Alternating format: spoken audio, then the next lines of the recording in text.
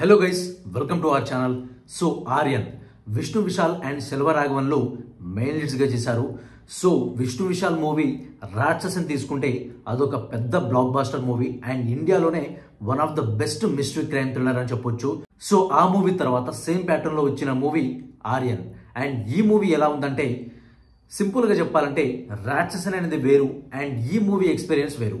So definite గా ప్రతి ingredient ని చాలా బాగా కుక్ చేశారు అండ్ సినిమా అయితే ఎక్కడ బోర్ కట్టదు. సో ఫస్ట్ నుంచి లాస్ట్ వరకు సో ఒకే ప్యాటర్న్ లో చాలా రేసీగా అండ్ సూపర్ గా ఉంటుంది. బట్ అక్కడక్కడ హీరోకి విలన్ కి కొంచెం ఆ డిప్ మూమెంట్స్ ఉంటాయన్నమాట.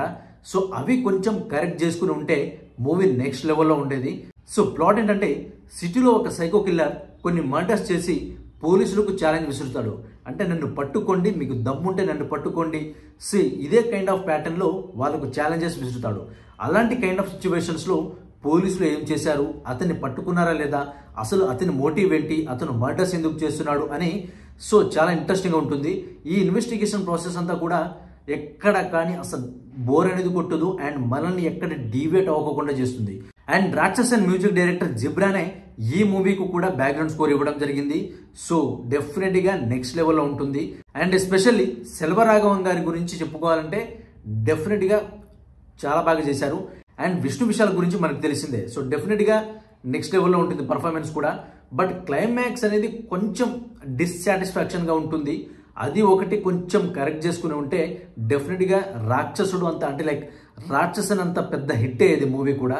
సో అక్కడ అంటే లైక్ క్లైమాక్స్ లో అది కొంచెం డిప్ అయింది అనమాట.